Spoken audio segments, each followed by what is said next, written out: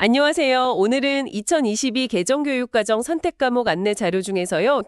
교양, 논리와 사고, PDF 파일 있죠? 네네. 이걸 바탕으로 논리와 사고 과목을 한번 자세히 살펴보겠습니다. 이게 도대체 뭘 배우고 여러분의 학습 과정에 어떤 의미가 있을지 좀 명확하게 알아보는 시간을 갖겠습니다. 네, 좋습니다. 이 논리와 사고라는 과목이요. 단순히 지식을 외우는 그런 과목은 아니고요. 아, 그런 건 아닌가요? 네, 뭐랄까 생각하는 힘, 그 자체를 기르는 데 좀 중점을 둔 과목이라고 할 수 있습니다. 정보가 너무 많잖아요, 요즘. 그렇죠. 그 속에서 핵심을 딱 파악하고 또 합리적으로 판단하는 능력, 이걸 기르는 첫걸음이 될 수 있죠. 생각하는 힘, 생각하는 근육을 단련시킨다? 이런 느낌이네요. 그럼 이 과목의 핵심 목표는 뭔가요? 네, 그 자료에 나와 있는 걸 보면요. 목표는 아주 명확해요. 올바른 추론, 그리고 논증의 기준, 이걸 배우는 겁니다. 기준을 배운다? 네. 그리고 다양한 주장들이 있을 때 그 사이에 어떤 논리적인 관계를 분석하는 거죠.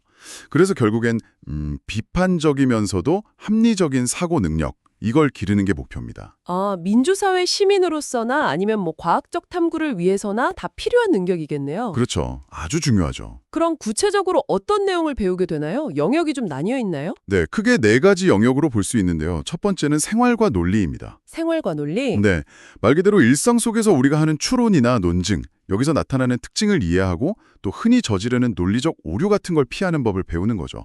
기초 다지기라고 보시면 돼요. 아, 일상에서 바로 써먹을 수 있는 거네요. 예를 들면 어떤 게 있을까요? 오류 같은 거.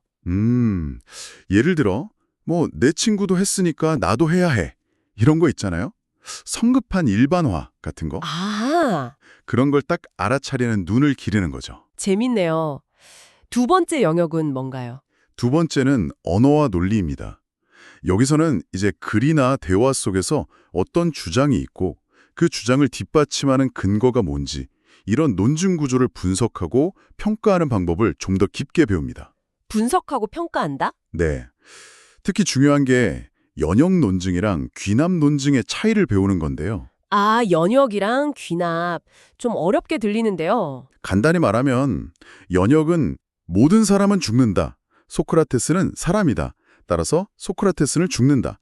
이런 식으로 전제가 참이면 결론도 반드시 참이 되는 논증이고요. 네. 귀납은 내가 지금까지 본 까마귀는 모두 검은색이었다. 그러니까 아마 모든 까마귀는 검은색일 것이다. 이렇게 관찰을 통해서 가능성이 높은 결론을 내리는 방식이죠. 아, 그렇군요. 확실한 것과 가능성이 높은 것. 네. 이걸 바탕으로 직접 타당하고 건전한, 그러니까 설득력 있는 주장을 만드는 연습도 하고요. 분석뿐만 아니라 직접 해보는 거군요. 세 번째는 뭔가 좀 다른 느낌일 것 같은데요. 맞습니다. 세 번째는 기호와 논리인데요. 여기서는 논리 기호를 사용해요. 기호요? 네. 좀 복잡한 주장이나 문장을 기호로 명료하게 표현하고 그게 논리적으로 타당한지 엄밀하게 따져보는 방법을 배우는 거죠. 약간 수학적인 느낌이 들 수도 있어요.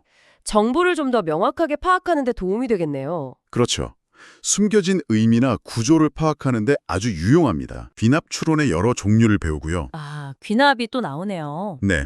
과학이 관찰과 실험을 통해 일반적인 원리를 찾아가는 과정이니까요. 그리고 확률이나 통계가 논증에서 어떤 역할을 하는지도 탐구합니다. 확률, 통계까지. 네. 그리고 되게 흥미로운 게 요즘 많이 얘기하는 머신러닝이잖아요. 네, 인공지능. 그 머신러닝이 기본적으로 방대한 데이터에서 패턴을 찾아서 예측하는 거잖아요. 그게 본질적으로 귀납 논리랑 굉장히 유사하거든요. 그래서 그 연관성까지 다룹니다. 와, 정말 폭넓은데요. 인공지능까지 연결된다니. 그럼 이 과목 어떤 학생들이 들으면 특히 좋을까요? 일단 비판적으로 생각하는 능력, 이걸 키우고 싶은 학생이라면 누구에게나 좋고요. 또 자기 생각을 좀 명확하고 설득력 있게 표현하고 싶은 학생에게도 아주 유용하죠. 네네. 자료에도 관련 학과가 쭉 나와 있던데 철학, 법학, 사회학 이런 인문사회 계열은 당연하고요. 의외로 수학, 통계학, 데이터과학, 컴퓨터공학 같은 이공계열 진로 희망 학생들에게도 이 논리적 사고력이 굉장히 중요합니다. 아, 이공계에서도요? 네, 문제 해결 능력의 기본이니까요. 그리고 글쓰기가 중요한 작가나 기자, 또 연구원 같은 직업을 생각하는 학생들에게도 도움이 많이 될 겁니다. 그렇군요. 평가 방식이 좀 독특하다고 들었는데요. 성적 부담이 덜하다고요. 아, 네. 그거 아주 중요한 포인트죠. 이 과목은 진로 선택 과목이기 때문에요. 성적표에 등급이 나오지 않아요. 등급이 아예 안 나와요? 네, 그냥 P, pass, 이수했다 안 했다 이것만 표시됩니다. 아, PF 방식이군요. 네, 절대평가고요. 그러니까 다른 학생들과 경쟁할 필요 없이 정말 내용 학습에 집중하고 자기 생각하는 능력을 키우는 데만 몰두할 수 있다는 장점이죠. 이수 여부가 중요한 겁니다. 부담 없이 들을 수 있겠네요. 자, 그럼 이제 학생들이 실제로 이 과목을 선택하려고 할 때 어떤 점들을 좀 고려해야 할까요? 몇 가지 중요한 점이 있습니다. 우선 당연히 이 과목에서 다루는 내용이 자기 흥미나 관심사랑 좀 맞는지 봐야겠죠? 그렇죠. 재미가 있어야 하니까. 네.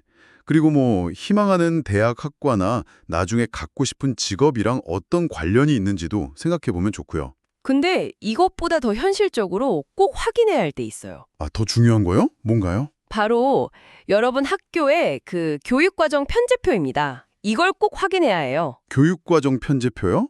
아, 졸업하려면 뭘 들어야 하는지 나와 있는 거? 맞습니다.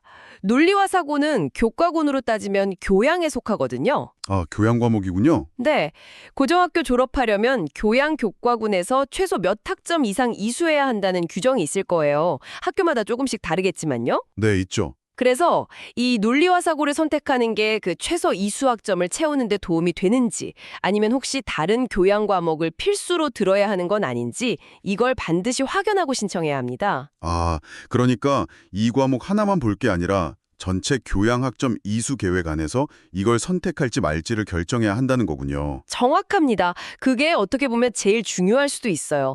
놓치기 쉬운 부분이고요. 그렇군요. 정말 중요한 조언이네요. 단순히 지식을 배우는 걸 넘어서 생각하는 법 자체를 배우는 과목이면서도 현실적인 학점 계획도 잘 짜야 하는군요. 네, 맞습니다.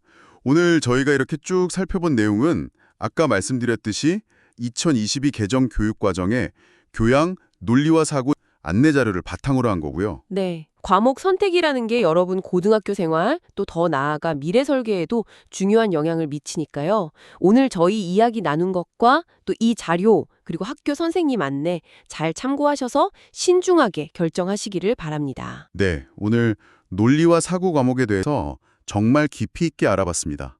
들으시는 여러분께 마지막으로 질문 하나 던지면서 마무리할까 하는데요. 앞으로 우리가 매일매일 접하는 수많은 정보나 주장들 있잖아요. 그 속에서 오늘 우리가 이야기 나눈 이 논리적 사고의 도구들을 어떻게 한번 써먹어 볼 수 있을까? 어떻게 세상을 좀 더 명료하게 볼 수 있을까? 한번 스스로에게 질문을 던져보시는 것도 좋겠습니다.